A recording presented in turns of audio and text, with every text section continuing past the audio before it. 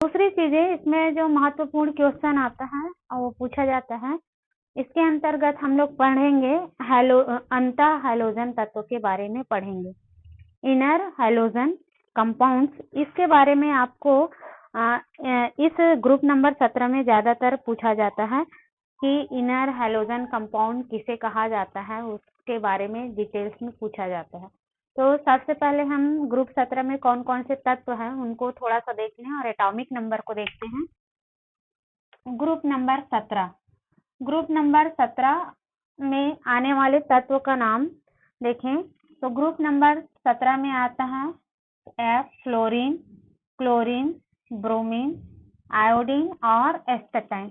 ये इतने तत्व जो आते हैं 80 एस्टेटाइन, ये ग्रुप नंबर 17 के तत्व हैं। और इनको एटॉमिक नंबर देखें, इनका एटॉमिक नंबर, तो एटॉमिक नंबर लिखने के लिए मैं आप लोग को बताई थी क्या करते जाना है, ऐड करते जाना है। इसका फ्लोरीन का 9 में 8 में 7 ऐड करेंगे तो कितना हो जाएगा 17 में 18 ऐड कर देंगे तो कितना हो जाएगा 35, फिर 53 और लास्ट में हो जाएगा 85। ये इसका एटॉमिक नंबर है। कैसे निकाले एटॉमिक नंबर को हम लोग, तो एटॉमिक नंबर निकालने के लिए क्या कर दिए 8 इसमें, फिर 8 के बाद 18 और आप 32। ये मैजिक नंबर ऐड करते जाना है। जैसे ही मैजिक नंबर आप इसमें जोड़ते जाओगे तो उसका एटॉमिक नंबर ऑलरेडी आपको क्लियर दिखाई देगा। उसके बाद आता है इसका इलेक्ट्रॉनिक विन्यास। कैसा इसका इलेक्ट्रॉनिक विन्यास आप लोग निकालोगे, तो एक होता है जनरल इलेक्ट्रॉनिक कॉन्फ़िगरेशन। तो इस ग्रुप 17 में जितने भी तत्व हैं उसका जनरल इलेक्ट्रॉनिक कॉन्फ़िगरेशन देखेंगे तो NH2 और NP5 होता है। इसको याद रखना, कितना होगा NH2 NP5 होता है जनरल इसका इलेक्ट्रॉनिक विन्यास। मीन्स जब हम इसका इलेक्ट्रॉनिक विन्यास निकालेंगे तो लास्ट में जो N और P कक्षक होता है, N कक्षक में 2 इलेक्ट्रॉन रहेगा और P कक्षक में 5 इलेक्ट्रॉन रहेगा सारे तत्वों का। ऐसा नहीं है कि किसी एक तत्व का, ऐसा नहीं है कि सारे तत्वों का आपका इलेक्ट्रॉनिक विन्यास जब आप निकालोगे तो लास्ट में ये फॉर्म में इलेक्ट्रॉनों का अरेंजमेंट होगा। N कक्षक में 2, P में 5। एक आध दो का मैं यहाँ पर निकाल के बता दे रही हूँ। तो इलेक्ट्रॉनिक विन्यास निकालने के लिए 2 मेथड है। तो एक लॉन्ग मेथड है जिसमें आप पूरा कक्षक को डिनोट करते हुए एक्सप्लेन करोगे, और दूसरे में एक शॉर्ट मेथड है। तो शॉर्ट से भी हम लोग इसका इलेक्ट्रॉनिक कॉन्फ़िगरेशन निकाल देते हैं। तो इसका इलेक्ट्रॉनिक कॉन्फ़िगरेशन 1s2 2s2 और 2p5 हो जाएगा। या शॉर्ट में इसको जब हम इलेक्ट्रॉनिक कॉन्फ़िगरेशन निकालेंगे तो क्या लिख दोगे, शॉर्ट में हीलियम और हो जाएगा 2s2 और 2p5। ये इसका इलेक्ट्रॉनिक कॉन्फ़िगरेशन होगा शॉर्ट में। वैसे इसका निकालोगे तो लॉन्ग इलेक्ट्रॉनिक विन्यास 1s2 2s2 2p6 3s2 और 3p5 हो जाएगा। देन शॉर्ट में निकालेंगे तो क्या हो जाएगा नियॉन और 3s2 और 3p5। तो ऐसे आप इलेक्ट्रॉनिक विन्यास पूरे तत्वों का निकाल लेना। और इसमें क्वेश्चन आता है कि जैसे आपको दिया गया है क्वेश्चन आयोडीन, सपोज कर हम क्या लिख लेते हैं यहाँ पर ब्रोमीन, और पूछा जाए ब्रोमीन जो है वो कौन से ग्रुप का तत्व है, कौन से ब्लॉक के तत्व हैं, S ब्लॉक का, P ब्लॉक का, D ब्लॉक का या F ब्लॉक का, कौन से ब्लॉक के तत्वों के अंतर्गत आता है। तो आपको क्या करना है, इसका इलेक्ट्रॉनिक विन्यास निकालना है। इलेक्ट्रॉनिक विन्यास निकालने के बाद जैसे ही लास्ट इलेक्ट्रॉन जिस कक्षक में कंप्लीट होगा उसी कक्षक का हम लोग इसको मान लेंगे। जैसे इसका मैं निकालेंगे 1s2 2s2 2p6, सीधा निकाल दे रही हूँ। ब्रोमीन का कितना होता है 35। तो ब्रोमीन के लिए हम लोग निकालेंगे तो क्या हो जाएगा आर्गन और 3d10 4s2 और 4p5। तो ये जो लास्ट इलेक्ट्रॉन है P कक्षक में हो रहा है, मतलब आप सीधा पहचान लोगे कि ब्रोमीन जो है वो P ब्लॉक के तत्व हैं। इतना आपको याद रखना है। इसमें से क्वेश्चन जनरली पूछा जाता है कि ये तत्व कौन से ब्लॉक के हैं। ब्रोमीन दिया है या सोडियम दिया है, पोटेशियम, कोई भी तत्व पीरियोडिक टेबल का किसी भी एक तत्व को उठा लिया जाए और पूछा जाता है कि ये तत्व कौन से ब्लॉक में आएगा, S P D and F किस में आएगा, तो आपको वहां पर एक्सप्लेन करना है अकॉर्डिंग टू उसके इलेक्ट्रॉनिक कॉन्फ़िगरेशन के थ्रू। जब हम इलेक्ट्रॉनिक कॉन्फ़िगरेशन निकालेंगे और यदि उसका लास्ट इलेक्ट्रॉन जिस ब्लॉक में खत्म होगा तो उसको हम उसी ब्लॉक का तत्व मान लेते हैं। S है तो S का मानेंगे, P है तो P ब्लॉक का मानेंगे। तो जिसमें खत्म होगा हम उसी के अकॉर्डिंग हम लोग उसका मान लेते हैं। तो इसका इलेक्ट्रॉनिक विन्यास आप लोग ओवरऑल पूरा देख लेना। आगे हम लोग बढ़ते हैं। इसके अंतर्गत ये जो एफ ब्लॉक ग्रुप 17 के तत्व हैं, उस ग्रुप 17 के तत्व को नाम दिया जाता है हैलोजन तत्व। हर एक ग्रुप का एक अलग से नाम है, इसको हम लोग बोलते हैं हैलोजन। जैसे ग्रुप 15 को हम लोग क्या बोल दिए, ट्रिकोजन। ग्रुप 16 को क्या बोल दिए, कैल्कोजन। ग्रुप 17 को बोला जाता है हैलोजन। ठीक है, तो ये इसको हम लोग बोलते हैं हैलोजन। और इस हैलोजन में कौन कौन सी प्रॉपर्टी पाई जाती हैं, तो वही है ऑक्सीकरण की प्रॉपर्टी, एसिडिक प्रॉपर्टी, अम्लता का गुण, क्षारीयता का गुण, ये सब गुण इसमें आता है। तो इसको हम लोग नहीं देखेंगे क्योंकि ये नहीं पूछा जाता है ना। इसमें हम लोग जो इम्पोर्टेंट है उसको देखते हैं। जो हैलोजन तत्व है, जितने भी हैलोजन तत्व है वो सारे हैलोजन तत्व अपने ही ग्रुप के दूसरे हैलोजन के तत्व के साथ मिलकर के एक यौगिक का निर्माण कर लेता है। और जब ये यौगिक का निर्माण करता है तो नए बने हुए यौगिक को कहा जाता है अंतर हैलोजन यौगिक। तो अंतर हैलोजन यौगिक के बारे में हम लोग पढ़ेंगे। अंतर हैलोजन यौगिक क्या होता है और इनकी संरचना क्या होती है, अंतर हैलोजन यौगिक जो होता है वो कितने टाइप्स होते हैं, इसको हम लोग डिटेल्स में पढ़ेंगे। तो पहले मैं इसको रफ कर दूं थोड़ा सा, या यहीं पर देखते हैं। अंतर हैलोजन यौगिक, इसको याद रखना है, बहुत ही इंपॉर्टेंट है ये। इसमें मैं स्टार लगा दी हूँ, इसको आपको याद रखना है। अंतर हैलोजन यौगिक किसे कहते हैं, तो देखो अंतर हैलोजन का मतलब समझ में आ रहा है। अंतर हैलोजन, इनर हैलोजन। तो इसमें देखो ये जो ग्रुप 17 में जितने भी तत्व हैं वो हैलोजन ग्रुप के हैं। तो ये जो हैलोजन ग्रुप के जो तत्व हैं उनमें एक विशेष प्रॉपर्टी पाई जाती है। और वो विशेष प्रॉपर्टी क्या है कि एक हैलोजन के कोई भी एक तत्व, जैसे फ्लोरीन है, वो अपने ही ग्रुप के दूसरे हैलोजन के साथ, हैलोजन वाले तत्व के साथ क्रिया करके एक नए यौगिक का निर्माण करता है। जब एक हैलोजन दूसरे हैलोजन के साथ जुड़ करके एक नए यौगिक का निर्माण करता है तो ऐसे यौगिक को कहा जाता है अंतर हैलोजन यौगिक। अंतर हैलोजन यौगिक किसको बोलते हैं, मान लो हम लोग क्या करें, एक हैलोजन ले लेते हैं फ्लोरीन। जब एक हैलोजन दूसरे हैलोजन क्लोरीन, फ्लोरीन के बाद आता है क्लोरीन, दूसरे हैलोजन के साथ आपस में ऐड होकर के एक नए यौगिक का निर्माण करे। नया यौगिक क्या बन गया, ClF। तो नए यौगिक का निर्माण करता है और इस यौगिक को कहा जाता है अंतर हैलोजन यौगिक। और इसमें ये दोनों हैलोजन आपस में यौगिक का निर्माण क्यों करते हैं, तो इसका कारण होता है कि जो हैलोजन यौगिक होते हैं उनके मध्य जो विद्युत ऋणात्मकता का गुण पाया जाता है। विद्युत ऋणात्मकता का जो गुण होता है, उन विद्युत ऋणात्मकता में इन दोनों तत्वों के बीच बहुत ज्यादा अंतर पाया जाता है। मतलब फ्लोरीन है, फ्लोरीन की विद्युत ऋणात्मकता बहुत अधिक होती है, जैसे 2.5 है विद्युत ऋणात्मकता। यदि हम देखें फ्लोरीन की, तो फ्लोरीन की विद्युत ऋणात्मकता कितना है, 1.5 है।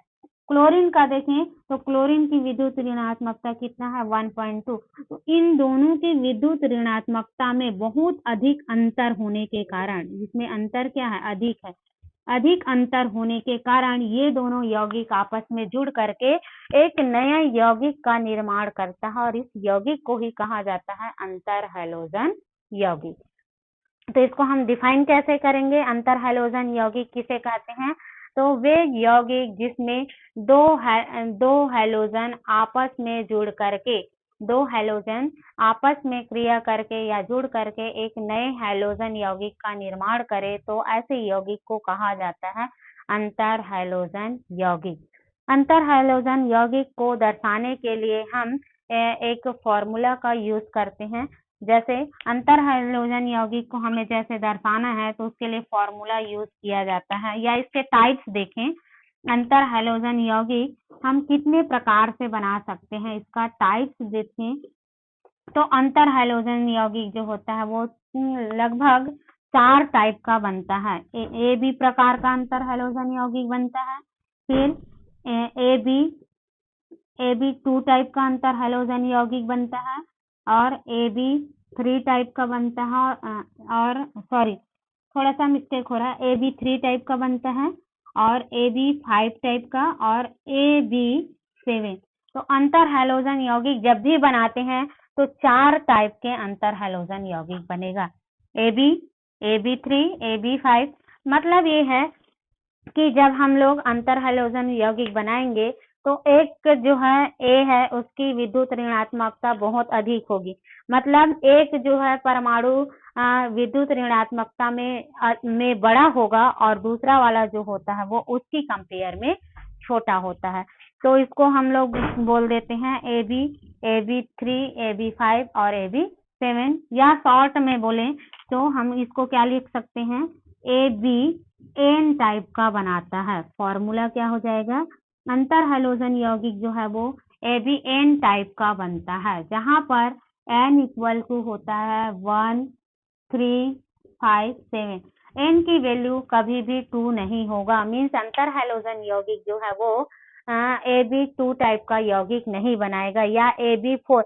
मतलब ये है कि कभी भी अंतर हैलोजन यौगिक जो होता है वो इवन नंबर में नए यौगिक का निर्माण नहीं करता, वो यौगिक बनाने के लिए हमेशा ऑड नंबर यूज करता है। तो यहाँ पर ये कि कैसा रहेगा, एन का मान एन इक्वल टू 1 या 3, 5 या फिर 7 होता है। तो इस प्रकार की यौगिक को हम क्या बोलेंगे, अंतर हैलोजन यौगिक। इसमें एक एमसीक्यू क्वेश्चन आता है, ऑब्जेक्टिव क्वेश्चन आता है, अंतर हैलोजन यौगिक बनाने का जो फॉर्मूला होता है वो क्या होता है।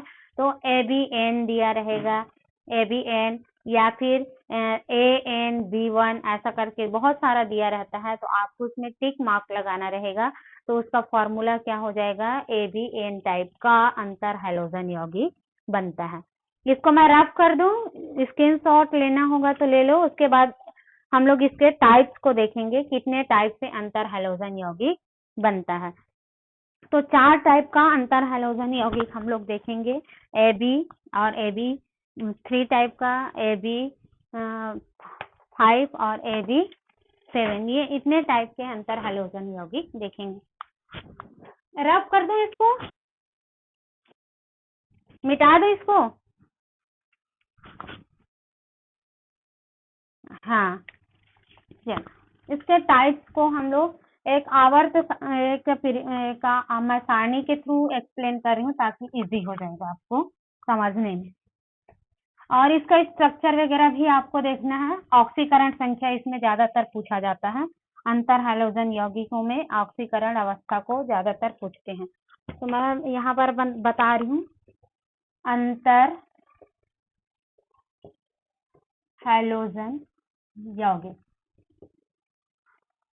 इसके पूरे टाइप्स को। तो पहला लिख दे रही हूँ, ए बी 3 टाइप का, और ए बी 5 और ए बी 7। कितने टाइप का बनता है, तो ये 4 टाइप का बनेगा, ए बी 3, ए बी 5 और ए बी 7।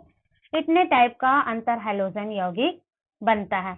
अब इसमें भी बताया गया है कि जो ये अंतर हैलोजन यौगिक बना है, उस अंतर हैलोजन यौगिक जो है वो एक फिक्स रेशियो में बनता है, फिक्स अनुपात में बनता है।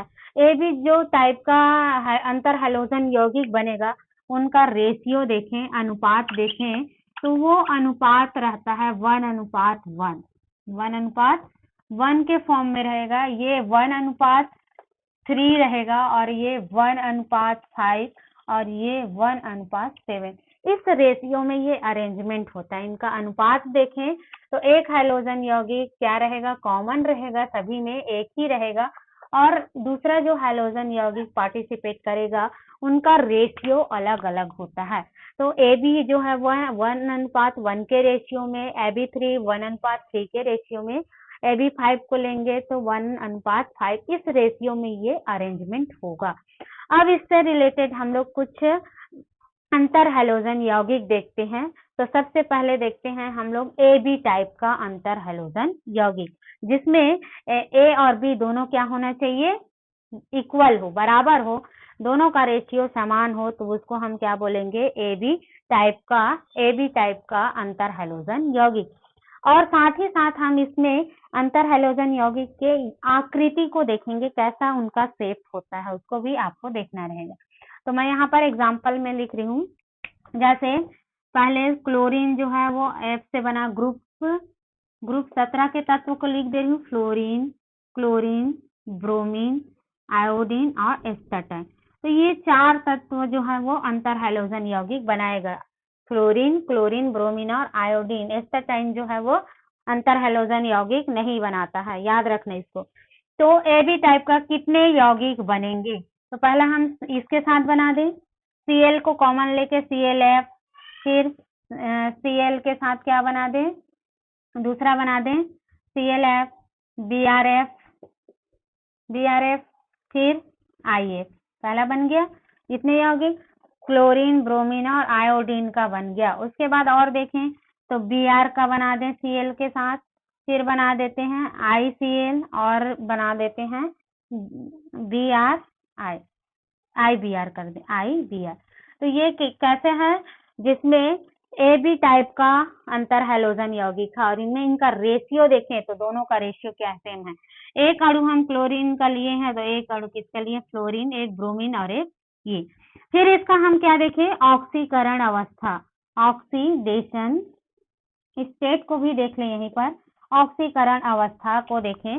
तो जो ए बी टाइप का जितने भी यौगिक बनेगा, जितने भी अंतर हैलोजन यौगिक बनेगा ए बी टाइप का, उन सभी का यदि हम ऑक्सीकरण अवस्था निकालें तो उनके लिए ऑक्सीकरण अवस्था हमेशा +1 आएगा, +1 ही आएगा। किसके लिए, जितने भी ए बी टाइप का अंतर हैलोजन यौगिक होगा उसके लिए ऑक्सीकरण अंक हमेशा +1 आएगा। और निकाल के भी देख सकते हैं, जैसे हम क्लोरीन का निकालें तो -1 है तो ये +1, फ्लोरीन का निकालें तो इसका भी -1, तो इसके अकॉर्डिंग हम उसका ऑक्सीकरण अवस्था को भी निकाल सकते हैं। दूसरा देखें AB3 टाइप के अंतर हैलोजन यौगिक, तो AB3 टाइप के अंतर हैलोजन यौगिक कितने बनेगा, तो पहला बना दें ClF3, ये ClF3 बन गया। दूसरा हम क्या बना दें, BrF3, फिर और बना दें IF3 और ICl3, ये यौगिक बनेगा। इनका रेशियो कैसे है, तो एक है, ए जो है वो कितना है, ए का रेशियो कितना है, 1 है और बी का रेशियो कितना है, 3। तो ये इस रेशियो में अरेंजमेंट होगा। इनका ऑक्सीकरण अवस्था देखें तो इनके लिए ऑक्सीकरण अवस्था जो है वो हमेशा क्या आएगा, +3 आएगा। इनका ऑक्सीडेशन स्टेट देखें तो कितना आ जाएगा, +3 आएगा। इसके लिए हम AB5 टाइप का अंतर हैलोजन यौगिक देखें तो AB5 टाइप का अंतर हैलोजन यौगिक 3 ही बनता है। ClF5 पहला क्या बन गया, ClF5, दूसरा BrF5 और तीसरा बन जाएगा आयोडीन के साथ IF5। और इनका रेशियो क्या हो जाएगा, 1:5 के रेशियो में होगा। और जब इसका हम ऑक्सीडेशन स्टेट निकालेंगे तो इसके लिए ऑक्सीकरण स्टेट कितना आ जाएगा, +5।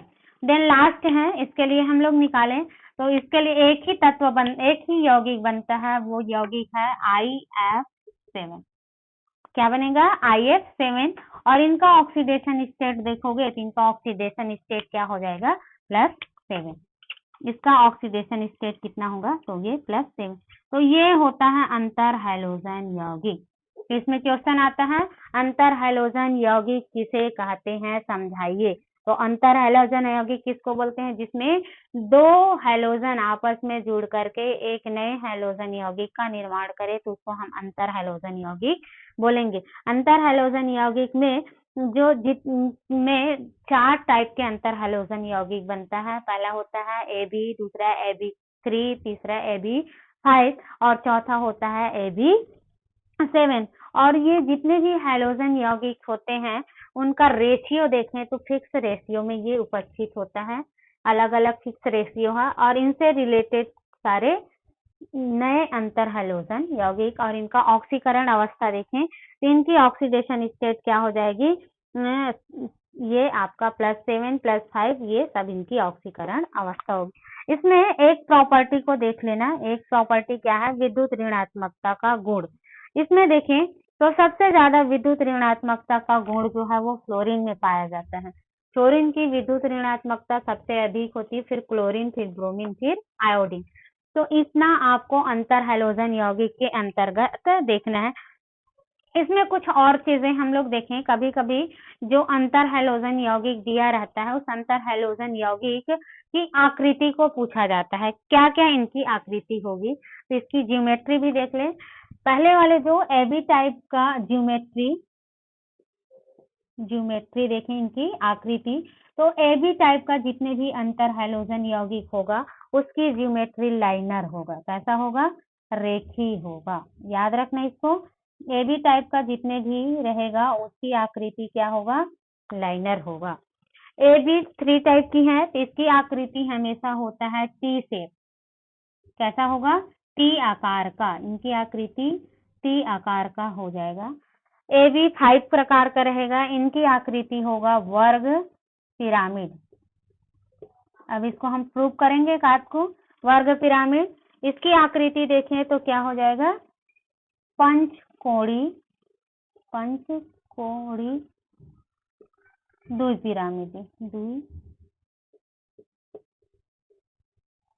एक आध को इसको प्रूव करके देखें हम लोग, है ना। ये कार्ड को देखते हैं प्रूव करके, यहाँ पर इसी को ले लेते हैं हम लोग। तो हम लोग उनकी आकृति को जब भी दर्शाना रहेगा तो आकृति बताने के लिए हमें किस पर जाना पड़ता है, संकरण देखना पड़ता है। क्या देखना पड़ता है, संकरण, हाइब्रिडाइजेशन। और इस हाइब्रिडाइजेशन के अकॉर्डिंग ही हम कोई भी तत्व दिया रहेगा उसकी आकृति, कोई भी यौगिक दिया है उस यौगिक की आकृति को एक्सप्लेन कर सकते हैं।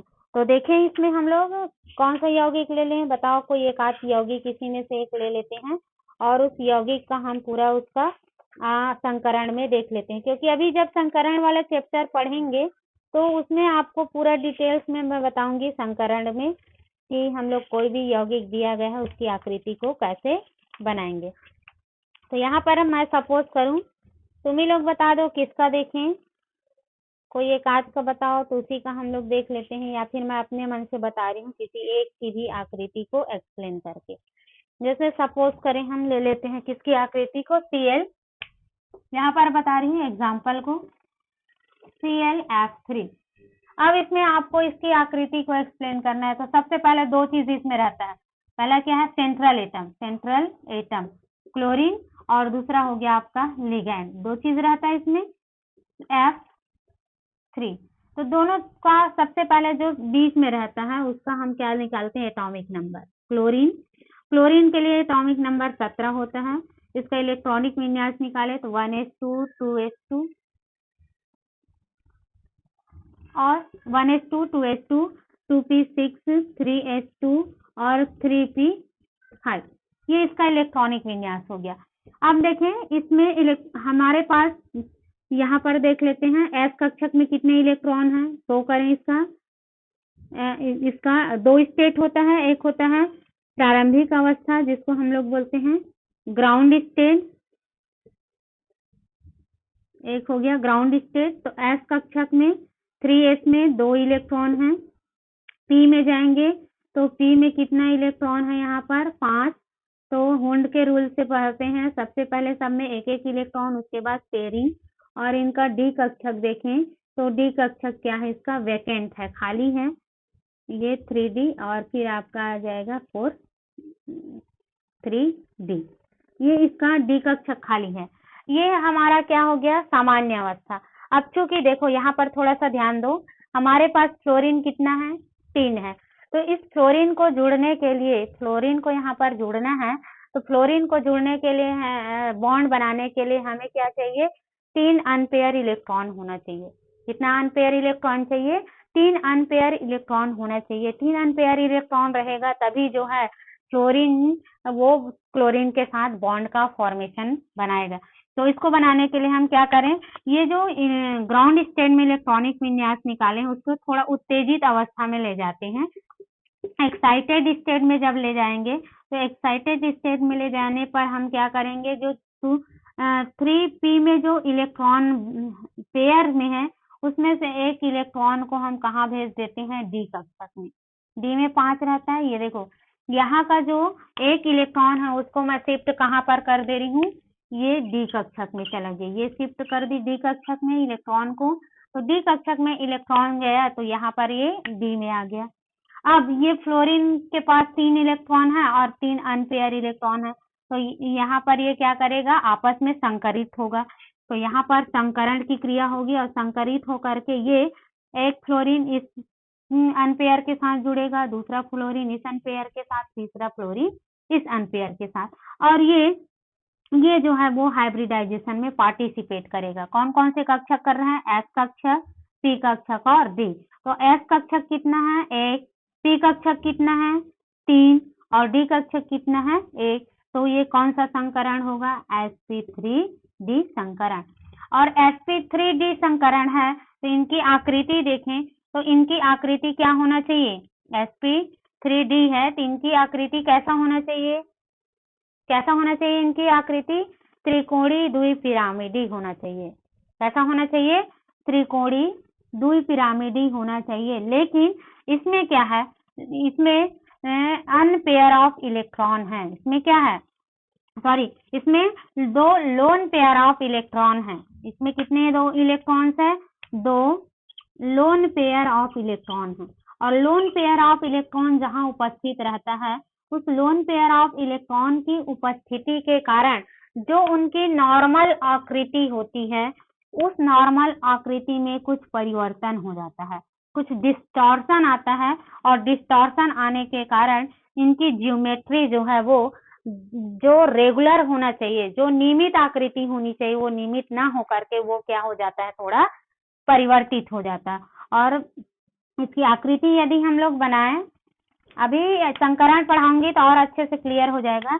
यदि हम इसकी आकृति बनाएं तो आकृति ये बनेगा त्रिकोणी और ये 2 पिरामिडी बनेगा। त्रिकोणी ये इसकी आकृति बनेगा जहां पर ये फ्लोरीन फ्लोरीन और ये फ्लोरीन और 2 यहाँ पर क्या बन जाएगा, लोन पेयर ऑफ, नहीं दिख रहा है क्या, अब थोड़ा सा है बेटा इसलिए मैं लिख दी, फिर मिटाऊंगी तो है ना, ये आपका क्या हो जाएगा, नहीं दिख पा रहा है क्या, हाँ हाँ बना रही। इनकी आकृति कैसा हो जाएगा, देखो बना रही हूँ मैं, ये बना रही हूँ। देखो मैं इसको लिख, सेंटर में हम लोग किसको रख दें, ये सेंटर में लग दी फ्लोरीन को। 3 फ्लोरीन है, 3 फ्लोरीन कितना बॉन्ड बना रहा है, 3 बॉन्ड बना रहा है, पहला बॉन्ड, दूसरा बॉन्ड और तीसरा बॉन्ड बन गया। तो यहाँ पर फ्लोरीन फ्लोरीन और ये फ्लोरीन, बचा क्या, 2 इसमें क्या बच गया है, lone pair of electron. Lone pair of electron किसको बोलते हैं, ऐसे इलेक्ट्रॉन जो बॉन्ड बनाने में पार्टिसिपेट नहीं करता, उसको हम लोग बोलते हैं अयुग्मित इलेक्ट्रॉन या लोन पेयर ऑफ इलेक्ट्रॉन। और ये लोन पेयर ऑफ इलेक्ट्रॉन ऐसे अरेंजमेंट हो जाता है। तो इनकी आकृति देखो कैसा होगा, आकृति, इसको हम बना दें आकृति को, ये जोड़ दे रही हूं मैं इसको, ये इनकी आकृति हो जाएगी। तो इनकी आकृति देखो कैसा बन रहा है, ट्राइगोनल, त्रिकोणी, 3 कोण बन रहे हैं, त्रिकोणी द्विपिरामिडी, ये इनकी आकृति होगी। बस इतना आपको याद रखना है, ठीक है। इनकी आकृति क्या होगा, त्रिकोणी द्विपिरामिडी, है ना, ये आकृति इनका होना चाहिए। देखो अब थोड़ा सा और ध्यान देखो, लेकिन इसमें 2 लोन पेयर ऑफ इलेक्ट्रॉन है। जब 2 लोन पेयर ऑफ इलेक्ट्रॉन होता है, तो जब भी लोन पेयर ऑफ इलेक्ट्रॉन उपस्थित रहता है, तो लोन पेयर की उपस्थिति के कारण इनकी जो नियमित आकृति है, नियमित आकृति क्या है, त्रिकोणी द्विपिरामिडी, इस नियमित आकृति में परिवर्तन आ जाता है और नियमित आकृति डिस्टॉर्शन हो जाता है, उसमें तनाव होता है, परिवर्तन होता है, जिसके कारण इनकी आकृति त्रिकोणी द्विपिरामिडी ना हो करके बदल जाता है इनकी आकृति। और कैसा हो जाता है आकृति, तो टी आकार का हो जाता है। जैसे टी बनता है, हम लोग टी ऐसा टी बनाते हैं ना, टी, उसी के आकार की इसकी आकृति हो जाएगी। तो इनका आकार क्या हो जाएगा, टी आकार। इतना आपको याद करना है। तो किसी का भी पूछा जाए आपको एक्सप्लेन करने आना चाहिए, किसी का भी पूछे, इसमें से कोई भी पूछ सकता है स्ट्रक्चर बनाने के लिए। तो जब आप स्ट्रक्चर ड्रॉ करोगे तो पूरा आपको संकरण बताना है और उसकी आकृति को। That is clear? समझ में आया? बन जाएगा? पल्लवी कुछ पूछना है इसमें? बन जाएगा ना? तो कोई भी अंतर हैलोजन यौगिक दिया रहेगा, उसकी आकृति जैसे आता है, पूछा जाता है, तो आपको क्या करना है, उसको एक्सप्लेन करना है। मिटा दूं? रब कर। हाँ, ये आपका ग्रुप नंबर 17 खत्म हो गया। अब हम लोग देख लेते हैं ग्रुप नंबर 18 को। ग्रुप नंबर 17 में सिर्फ यही आता है क्वेश्चन अंतर हैलोजन यौगिक के बारे में, और कितने टाइप के अंतर हैलोजन यौगिक बनते हैं, और उनकी संरचना के बारे में आता है, कैसे हम लोग उसका स्ट्रक्चर को ड्रॉ करते हैं। फिर आता है ग्रुप नंबर 18। ग्रुप नंबर 18 में कौन कौन से तत्व हैं और उस ग्रुप को क्या नाम दिया गया है, और उसके बाद ये चैप्टर आप लोग का आज लास्ट हो गया। ग्रुप नंबर 18 देखो, ग्रुप नंबर 18 ज्यादा बड़ा नहीं है इसमें। ग्रुप 18, ग्रुप नंबर 18 के तत्व को अक्रिय गैस बोलते हैं। अक्रिय gas, inert gas, inert gas बोला जाता है। और इसमें आने वाले तत्व का नाम है हीलियम। हीलियम को छोड़ दिया जाता है नियॉन, आर्गन, क्रिप्टॉन, जेनॉन और रेडॉन। ये तत्व हैं जो ग्रुप नंबर 18 में आता है। और इन तत्वों का यदि हम क्या देखें एटॉमिक नंबर, तो इसका 2, 10, 18, 36, 54 और 86। ये इसका क्या हो जाएगा, परमाणु क्रमांक। कैसे निकाले परमाणु क्रमांक को, तो यूज करना मैजिक नंबर से हम लोग निकाल लेते हैं। 8, फिर 8, 18, 18 और 32, ये मैजिक नंबर। इस मैजिक नंबर के थ्रू हम क्या किए, इसका इलेक्ट्रॉनिक, इसका परमाणु क्रमांक निकाल लिए। उसके बाद आपको क्या निकालना है, इसका इलेक्ट्रॉनिक विन्यास, इलेक्ट्रॉनिक कॉन्फ़िगरेशन। तो इसका जनरलाइज्ड इलेक्ट्रॉनिक कॉन्फ़िगरेशन देखें, इसका जनरलाइज्ड इलेक्ट्रॉनिक कॉन्फ़िगरेशन हो जाएगा NH2 और NP6 होगा। याद रखना NF और NP6, इसका जो पी कक्षक होगा वो पूर्ण रूप से कंप्लीट रहेगा। इसीलिए हम देखेंगे इनकी क्रियाशीलता, देखें रिएक्टिविटी देखेंगे, तो जो अक्रिय ब्लॉक के गैस है वो निष्क्रिय होता है और साथ ही साथ इनकी क्रियाशीलता अधिक होती है, स्टेबल होता है। स्टेबल क्यों होता है, क्योंकि इनका जो पी कक्षक है वो पूर्ण रूप से भरा होता है। इसमें 6 इलेक्ट्रॉन होना चाहिए जो कि उनका पूर्ण रहता है, या इनका अष्टक भी कंप्लीट होता है 6 to 8। इसलिए ये जो है वो ज्यादा एक्टिव होते हैं, स्टेबल होते हैं, ये याद रखना। इनका इलेक्ट्रॉनिक विन्यास देखोगे तो निकाल लोगे, 1s2 हो गया इसका, 1s2, 2s2 और 2p6। फिर क्या जाएगा, 1s2, 2s2, 2p6, 3s2, 3p6। ये ऐसे आप इलेक्ट्रॉनिक विन्यास सबका निकाल लेना, बन जाएगा इलेक्ट्रॉनिक विन्यास निकालना।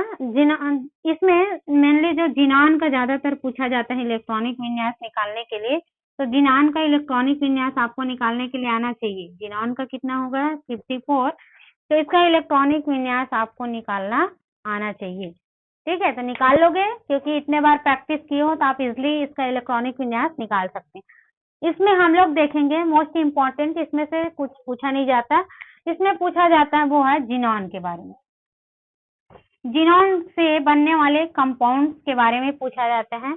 जिनॉन से कौन कौन से यौगिक बनाया जाता है और इनकी संरचना को पूछा जाता है। जिनॉन से बनने वाले यौगिक और इनकी संरचना के बारे में पूछा जाता है। यह क्वेश्चन पूछा जाता है कि जिनॉन से बना हुआ यौगिक है, उस यौगिक में की आकृति क्या होगी, उसमें कितने बॉन्ड बनेगा, कितना सिग्मा बॉन्ड बनेगा, कितना पाई बॉन्ड बनेगा, कितना उसमें अयुग्मित इलेक्ट्रॉन रहेगा, कितना युग्मित इलेक्ट्रॉन रहेगा, सब इसी से क्वेश्चन बनता है जिनॉन से। बाकी से हमें नहीं देखना है, सिर्फ किससे देखना है, जिनॉन से।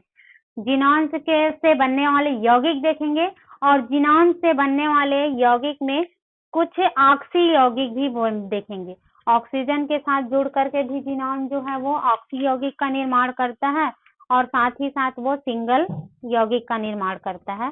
तो इसी के बारे में हम लोग देखते हैं। इसको मैं रफ कर दे रही हूँ और डिटेल्स में देखते हैं। और सबसे पहले देखते हैं हम लोग जिनॉन से बनने वाले यौगिक कौन कौन से यौगिक है जो जिनॉन से बनता है। तो पहला यौगिक का नाम मैं बता देती हूँ। जिनॉन से बनने वाले यौगिक पहला है जिनॉन डाइफ्लोराइड।